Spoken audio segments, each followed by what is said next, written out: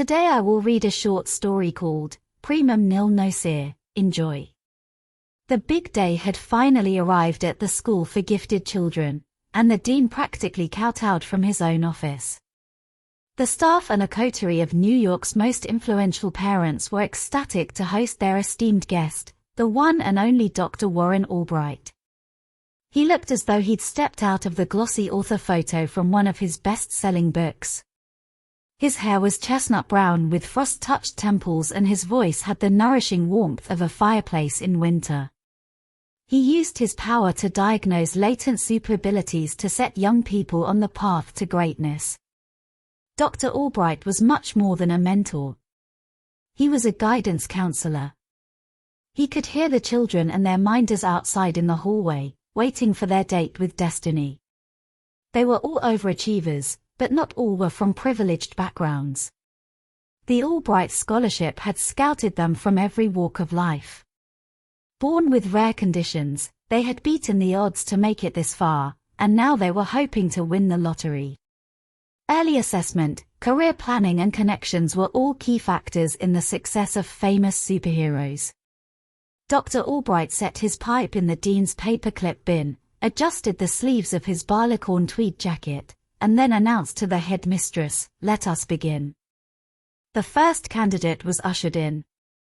He was a chubby boy in a tight navy sport coat. If he was anxious, it didn't show on his plump cheeks. He practically bounced into the room.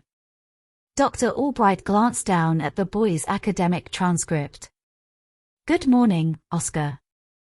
It is so good to meet you." Oscar hopped into the chair opposite. "Yeah. You too. As I'm sure you've been told, I will be assessing your latent powers today. We will be discussing issues above and beyond the clinical baseline diagnosis. Are you ready?" It's not painful, I promise." Oscar's smile brightened and he shrugged. "Yeah. I'm ready." Dr. Albright leaned in and tented his fingers, absorbing information with his exquisitely refined power. Teleportation. Oscar's jaw dropped. "What? No way. Really? I have known a few teleporters in my day. It is a rare and incredible gift." Dr. Albright scanned through Oscar's academic record. "How is your math? I see that you have performed well in most of your other subjects." "I love learning languages, and I'm a total anthropology geek. I'm into history and art. I am just so pumped to start teleporting. I want to see the whole world." Dr. Albright reached for his pipe and then left it. He had cleaned and emptied it before arriving, as there was no smoking allowed in the school. "Seeing the world is certainly a laudable goal, Oscar. For earthbound people, like me, the world is terra firma, the one thing we can trust. If I close my eyes and fall backwards, I know that the earth will be there to catch me. When you begin traveling at advanced speeds, however, you encounter a harsh reality: the planet is always moving. As we speak, it is rotating at nearly 1,000 miles per hour, while traveling around the sun at approximately 6,000 to 7,000 miles per hour. Oscar looked confused. Dr. Albright continued. "The Earth also moves at different speeds at different latitudes, so if you were to teleport to the wrong place, at the wrong angle, you would hit the Earth incredibly fast and hard, or else miss it entirely. If you found yourself too high up in the atmosphere, or God forbid, in outer space, you might succumb to decompression sickness, hypoxia, and hypothermia before you could reorient yourself well enough to teleport home." "Wait, are you saying that teleportation is impossible?" "Of course not. It is even relatively safe, so long as you have a perfect grasp of angular velocity, navigation, orbital mechanics, and so on. Once you have absolute confidence in your calculations, I would still advise that you stay close to the surface, however. Most of the world is covered in water, so if you don't mind getting wet every now and then, you'll be fine. Needless to say, the rest of the planet is covered with mountains, trees, buildings, people, perhaps it would be prudent to limit travel to your direct line of sight. And take care not to startle anyone. You never know who may have a heart condition that will drop dead from surprise. Oscar's buoyant cheeks deflated. Chin up, son.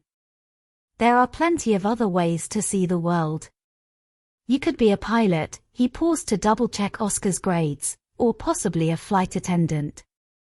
Oscar shuffled to the opposite door, carefully placing one foot in front of the other. The next candidate strode in. He was the oldest of the group, a young man with a burgundy button-down and a gold silk bow tie. He extended a firm handshake.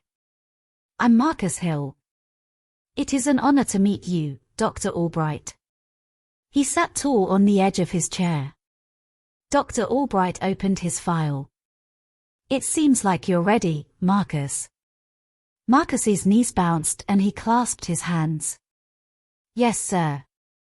I was born ready. Dr. Albright closed his eyes and nodded. Pyrogenesis. Marcus leaned back and covered his mouth. Fire powers. For real. He grinned and brought his hands back together. Okay. That's what's up. Dr. Albright absent-mindedly touched his pipe again. I understand that fire can be a very alluring force, but it must command your respect. As an exercise, I would like to present you with some of the most common scenarios that require heroes. Earthquakes, plane crashes, industrial accidents, terrorism, riots. Do any of those situations seem like they would be improved with fire? The teenager's face tightened.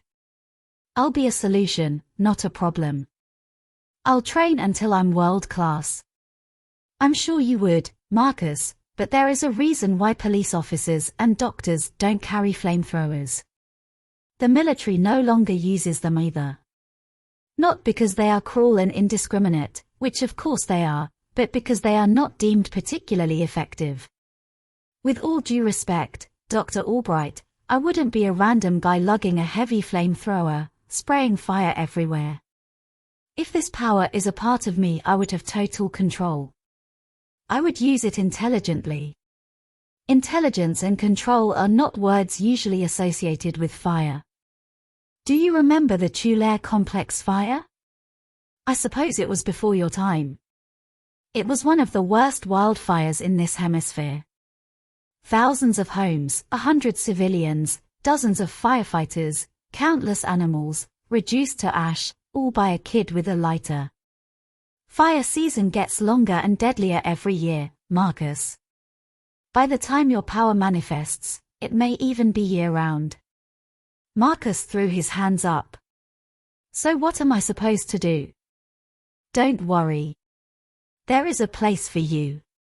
There are shipping vessels in the Arctic that still have to contend with the shifting ice pack. I have no doubt that they would be thrilled to have someone like you aboard. Marcus nodded and slunk out through the other door. The next candidate, a lanky girl with dirty blonde hair and large green eyes, waved as she entered. Hi. I'm Allison. She had a refreshingly open face and an aroma of fresh-cut grass. Dr. Albright wouldn't be surprised if she had grass stains on her jeans. She sat down and swung her legs. So? She dragged the word out with a wily smile, as though she'd caught him holding a present behind his back. Yes, let me get right to it. He extended his palm and pursed his lips. You have the latent ability to speak with animals. Allison squealed and jumped out of her chair. Oh my god. I knew it. Best power ever. He gestured for her to sit down. She bounced in her chair as if it were a jeep on safari. Tell me, Allison, are you a vegetarian? She cocked her head to one side. I like vegetables. Yes, but do you only like vegetables? I love animals, if that's what you mean. Dr. Albright put his palms on the desk. Do you eat meat? Only chicken and bacon. And fish. Oh, I guess I like turkey, but not like, all the time. I see. That will probably change once your power becomes active. I would strongly recommend that you move as far as possible from any industrial farms, slaughterhouses, or animal shelters before that time. Does this mean I can be an animal doctor? As long as you keep your grades up, I am confident that you will make a fine veterinarian. She bounced from the room, eager to tell everyone about her exciting future. Dr. Albright closed her file. Please send in the next candidate. A slim boy efficiently crossed the room and sat down. He stared at Dr. Albright through his square glasses. Good morning, David. He tapped the boy's transcript. I must say, your academic achievements are outstanding. David blinked and adjusted his glasses. The light shimmered off his dark hair, which had nearly been combed and gelled into a helmet. Feel free to talk or ask questions. The boy waited quietly. Dr. Albright moved on with his assessment. He repressed a shiver. Mr. Kwon, you have the latent ability to project energy from your eyes. The boy paused, about to readjust his glasses. This will be hard to hear, so I will deal with the facts plainly. Your eyes are weapons. If you decide to use your powers in wartime, to uphold the law, or even in self-defense, you will have to look directly at your enemies. There will be no fog of war. You will witness exactly what you have done, and it will not be pretty. The boy nodded slowly for him to continue. The world needs soldiers and protectors, I won't deny that. Your skills will be highly valued, and if you choose that life, I know you will perform admirably. Dr. Albright's eyes flicked away. The larger issue here is with civilian life. Once people learn of your ability, it is unlikely that they will ever make eye contact with you again. They may not even go near you, for fear that you may sneeze or get startled and unleash a sudden bolt of lethal energy. Beyond the risks of the battlefield and almost guaranteed PTSD, you will return to a life of alienation and loneliness. David's face remained neutral, but strands of his black hair broke free from their orderly shell and his glasses had begun to fog up. I am terribly sorry to be the bearer of such bad news, David, but there are options. After decades of research and great expense, the Albright Foundation had developed a treatment that permanently sent superpowers into complete remission. They provided this service freely for those with dangerous or unwanted abilities. David Kwon rose wearily, like a prisoner yoked with a great weight. Thank you for your honesty, Doctor. He left without looking back and stepped into the hall, where his severe-looking parents waited expectantly. Dr. Albright watched him leave with a twinge of relief. He slid David's folder to a separate pile and then signaled to the dean that he needed a break. He took his pipe outside to the rose garden. The parents and administrators watched him pack his pipe. They were nervous and eager for answers, but they had the decorum not to impose upon his solitude. He struck a match and sipped the stem of his pipe until the sweet tobacco smoldered. He considered all of the kids that he never had a chance to counsel, those ignorant, reckless youths that had grown to become infamous criminals, Commodore Chaos, Laughing Skull, King Psycho, Pain Eater. He puffed and exhaled a smoky sigh of deep satisfaction. None of them had snuffed out as many superheroes as Dr. Albright. Hope you enjoy the story. Thanks for watching. Please subscribe.